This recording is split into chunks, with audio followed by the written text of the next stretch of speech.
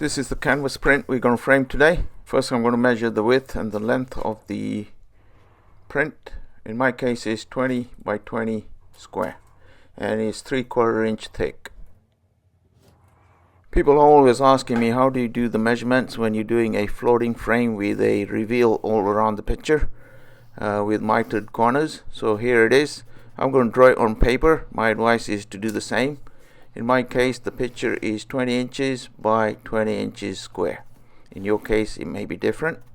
Again, write it down, and then I'm going to draw the frame around the picture. Again, it's a floating frame, so I'm putting a reveal around the picture with miters on each corner.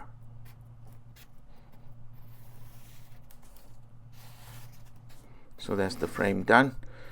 Next I'm going to say write down the 1/4 inch reveal on the top and a 1/4 inch reveal on the bottom. So to take the measurement, the critical measurement is the inside corner of those miters, and that's going to be 20 inches for the picture plus a 1/4 inch reveal on the top plus a 1/4 inch reveal on the bottom, and that will give you 20.5 inches for your measurement. And you do the same on the opposite sides, which is again 1/4 inch reveals. Oops, I almost made a mistake. Like I said, inside corner of the miter to the inside corner of the miter. Again, that's the critical measurement, which is 20 inches plus a 1/4 inch reveal plus another 1/4 inch reveal on the other side, and that will give you 20.5 inches. We're going to make the frame out of poplar wood, which is easy to paint and takes paint very well. Just taking some rough dimensions to start with, and then make some rough cuts, and then we'll come back and make precise cuts later.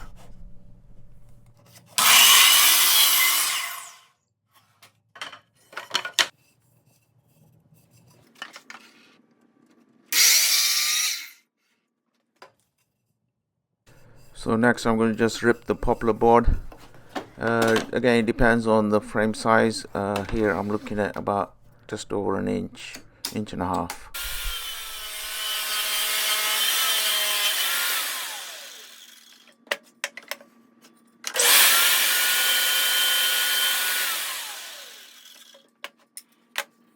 With the four sides roughly cut.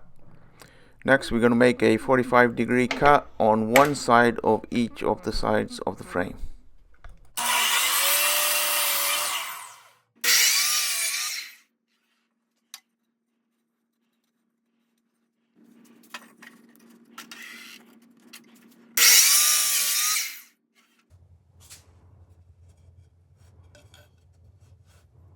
Just checking now for the 45, make sure it is precise, and that looks good enough for me.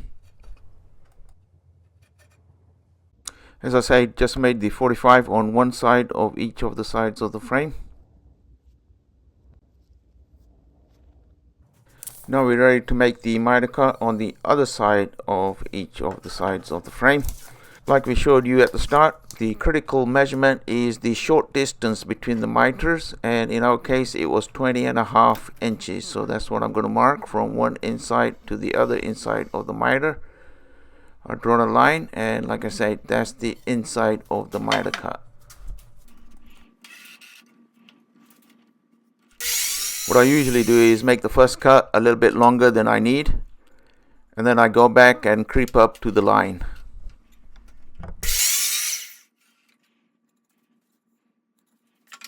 One more cut and we'll be right on the line.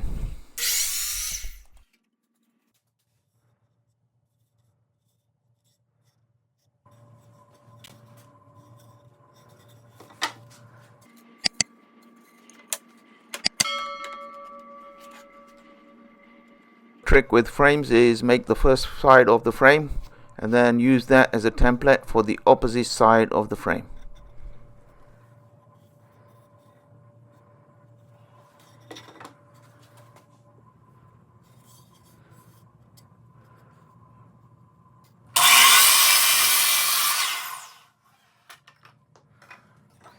Again, the first cut is longer than I need, then I go back and make 2 or 3 more cuts to get to the line.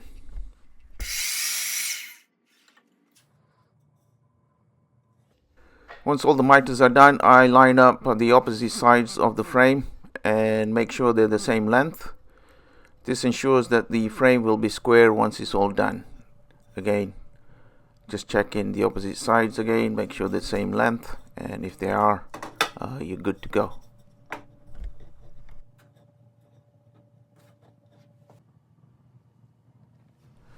Next, I'm going to make a 20-degree rip cut on each of the sides of the frame. Again, I chose 20 degrees. You may have to play with this yourself based on the size of your frame, and increase or decrease depending on what you want to do.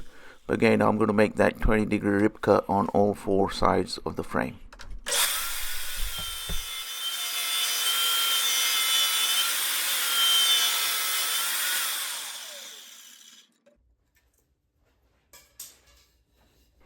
And that's what it looks like once you made that 20-degree rip cut.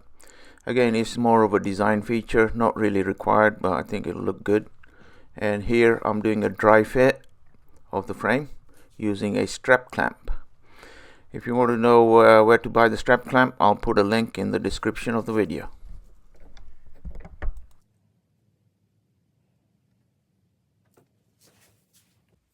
The dry fit looked good, so I'm going to make it permanent using Type 1-2 glue. You don't need to use Type 1-2, that's what I had on hand. You can use any regular wood glue.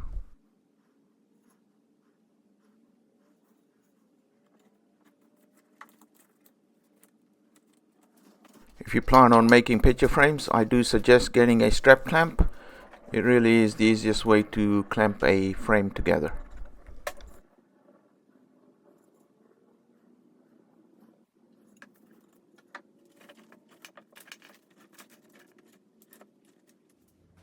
I left it overnight for the glue to dry, and the next day I'm just unclamping it and make sure everything looks good.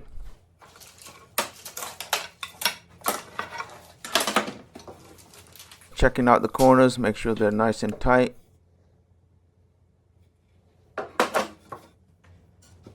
I'm going to reinforce the corners of the frame using a spline. To do that, I'm going to use a biscuit joiner.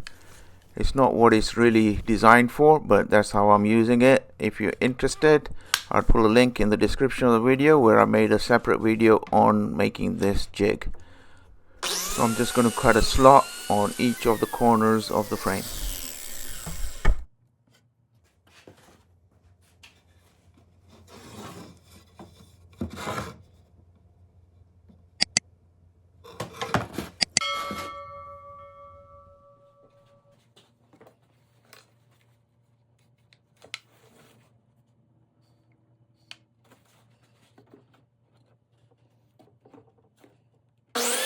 If you're enjoying the content and you haven't subscribed to the channel yet, please subscribe to the channel. It doesn't cost anything, and it really motivates small channels like ours to keep creating content like this.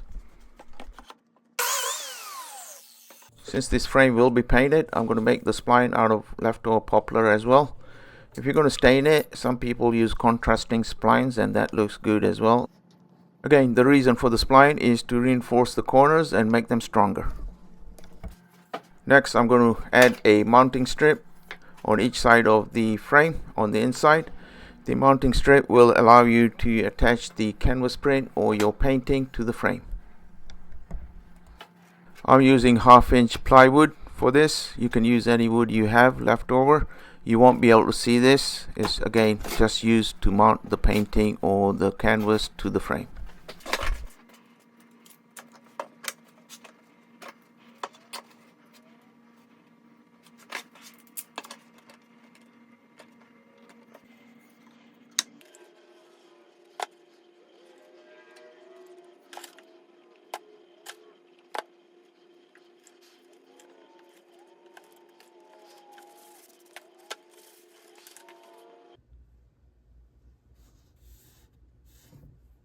Off camera, I did sand down the frame and it's ready to paint.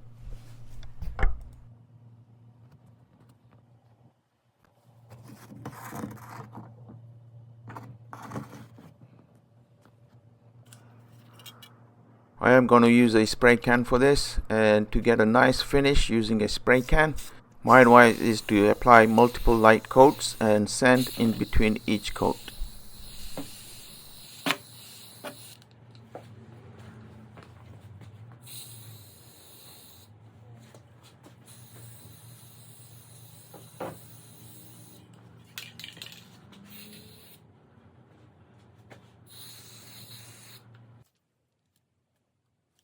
With the frame painted, we're ready to mount the picture to the frame.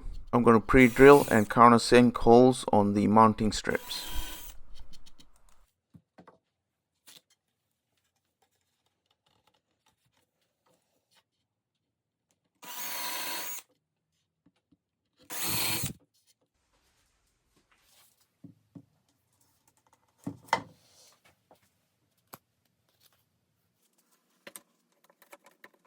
Another tip is to use playing cards and use the same amount of playing cards on each side, and that will give you an even reveal around your print or your artwork.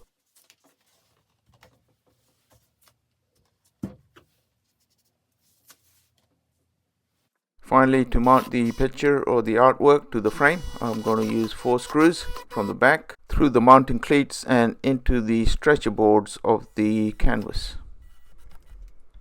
Off camera, I did attach a wire to the frame to hang it on the wall, and that's all there is to it. As always, if you haven't, please subscribe to the channel, leave a comment, leave a like, tell me what you like, what you didn't like, and we'll see you again soon. Thanks.